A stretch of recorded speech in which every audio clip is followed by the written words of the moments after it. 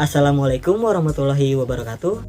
Perkenalkan, kami dari kelompok Militer 2. Pada video kali ini, kami akan mempresentasikan tentang perkembangan ilmu pengetahuan dan teknologi di bidang militer. Nah, nama-nama kelompok kami yang pertama adalah Aldia Salsabila, kemudian yang kedua Nabila Kurniawati Chandra, kemudian yang ketiga Dita Permatasari, kemudian yang keempat adalah Adit Andriansyah, dan yang terakhir adalah Anissa Fadila Rizky. Selamat menyaksikan. Sejarah awal perkembangan ITEK. Perkembangan teknologi persenjataan berkaitan erat dengan perkembangan militer, khususnya ketika Perang Dunia dan Perang Dingin. Di masa Perang Dingin, Amerika Serikat dan Uni Soviet memimpin perkembangan persenjataan dengan tujuan untuk melindungi kawannya dan perebutan pengaruh.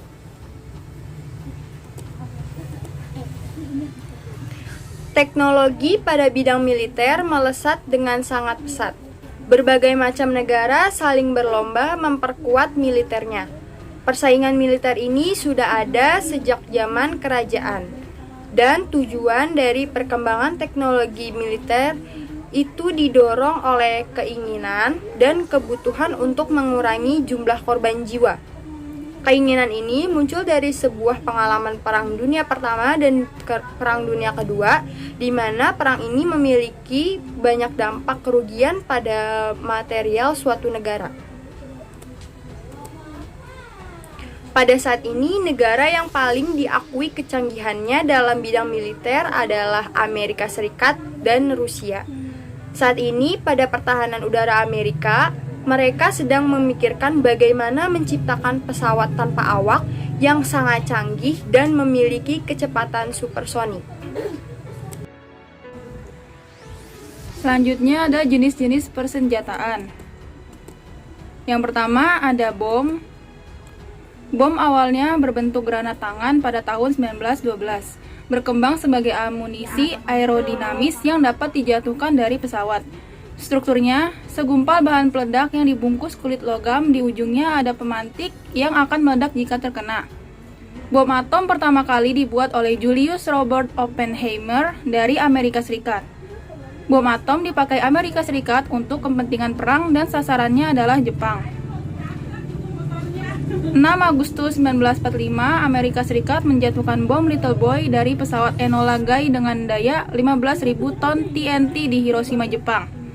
9 Agustus 1945, bom Fat Man dijatuhkan di Nagasaki, Jepang dengan daya ledak 21.000 ton TNT. Yang kedua ada senjata nuklir. Menggunakan tenaga nuklir sebagai daya. Negara pemilik senjata nuklir adalah Amerika Serikat, Rusia, Inggris, Prancis, Cina, India, Pakistan, dan Korea Utara. Jumlah hulu ledak nuklir aktif di dunia berjumlah 65.000 di tahun 1985 dan turun menjadi 20.000 pada tahun 2002. Saat ini terdapat 27.600 senjata nuklir di dunia dan simpanan terbesar dimiliki Amerika Serikat dan Rusia. Amerika Serikat diperkirakan memiliki 10.000 hulu ledak nuklir, disimpan di instalasi bawah laut dan lainnya di pucuk rudal balistik. Kemudian adalah rudal. Rudal dikembangkan dari cara kerja roket.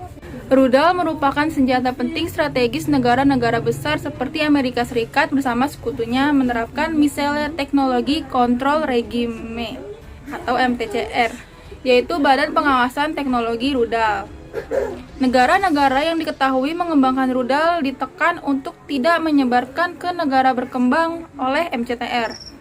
Lembaga Penerbangan dan Antariksa Nasional atau yang disingkat LAPAN pernah membuat roket eksperimental FX yang merupakan rudal jarak sedang. ITEK yang sudah dihasilkan yang pertama itu ada tank. Tank merupakan salah satu simbol perkembangan di bidang militer pada abad ke-20. Tank ternyata dikembangkan secara rahasia oleh sekutu di masa Perang Dunia I, dan awalnya disebut sebagai kapal darat untuk mempertahankan elemen kejutan. Sekutu menyebut mesin perang baru ini dengan nama si pembawa air sebelum mendapatkan nama tank. Hingga hari ini, tank masih terus digunakan di bidang militer di seluruh dunia. Meski rancangan dan teknologinya terus berkembang selama 1 abad terakhir, tank adalah inovasi yang berakar di Perang Dunia I. Yang kedua itu ada senapan mesin. Sebelum Perang Dunia I, senapan Gatling merupakan satu-satunya model yang hampir sama dengan senapan mesin modern. Namun, senapan Gatling tak bisa digunakan di medan perang Eropa yang saat itu terjerumus dalam perang parit yang statis. Sesuatu yang lebih efektif dan mudah dipindahkan amat dibutuhkan, dan solusinya adalah senapan mesin Vickers.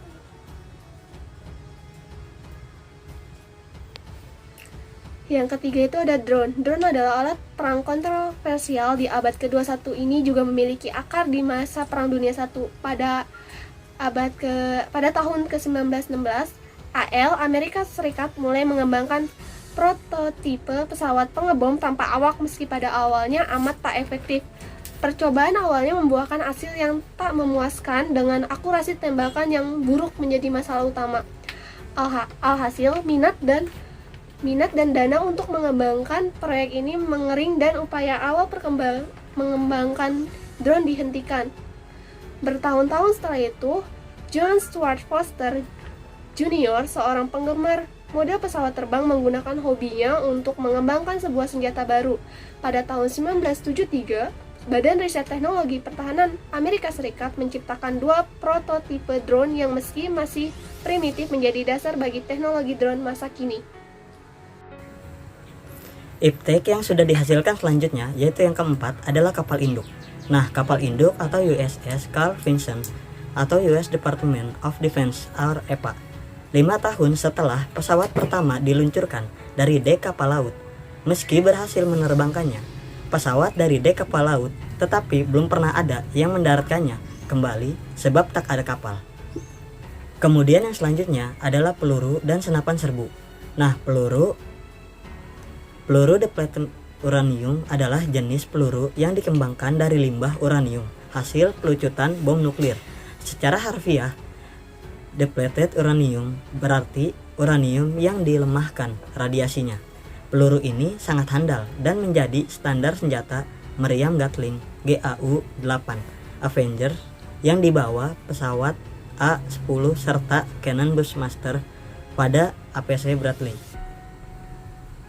Kemudian senapan serbu. Senapan serbu adalah senjata otomatis yang merupakan senapan laras panjang atau karabin yang memiliki pilihan tembakan dan menggunakan amunisi kaliber menengah. Senapan serbu sudah menjadi persenjataan standar untuk tentara modern, menggantikan senapan laras panjang era Perang Dunia Kedua seperti M1 Garand dan SKS. Kemudian yang selanjutnya adalah pesawat tempur. Pesawat tempur adalah pesawat militer yang dirancang untuk menyerang pesawat lain di udara. Berbeda dengan pesawat pengebom yang dirancang untuk menyerang target di permukaan. Pesawat tempur relatif lebih kecil, cepat, dan lincah. Pesawat tempur awalnya dikembangkan pada Perang Dunia Pertama untuk menghadapi pesawat pengebom dan balon udara yang mulai lazim digunakan untuk melakukan serangan darat dan pengintaian. Kemudian yang selanjutnya adalah Panzer Anoa. Nah, Panzer Anoa adalah sebuah kendaraan militer lapis baja buatan PT Pindad Persero Indonesia. Kendaraan ini dipergunakan untuk mengangkut personel atau dikenal dengan nama Panzer atau pengangkut personel lapis baja. Nama Anoa sendiri diambil dari nama hewan Anoa, yaitu sejenis kerbau yang merupakan hewan asli Sulawesi. Purwarupa pertama kali diperlihatkan ke publik pada tahun ke-61 TNI pada 5 Oktober 2006 di Markas Besar TNI Cilangkap. Selanjutnya, dampak positif dari perkembangan iptek di bidang militer yaitu 1. Dapat mengetahui lebih jelas tentang musuh atau komunikasi secara canggih.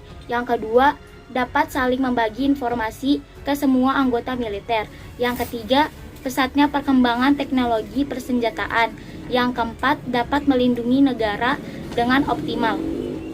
Selanjutnya, dampak negatif dari perkembangan iptek di bidang militer yaitu 1. Berkembangnya kriminalitas, yang kedua, tercemarnya lingkungan, yang ketiga, perubahan iklim dan rusaknya ekosistem, yang keempat, penyalahgunaan satelit oleh para teroris, yang kelima, berkaitan dengan teknologi senjata pemusnah massal atau Weapon of Mass Destruction atau WMD, seperti senjata nuklir dan senjata biologi, dikhawatirkan akan menjadi ancaman terbesar bagi suatu negara bila digunakan oleh pihak yang tidak bertanggung jawab.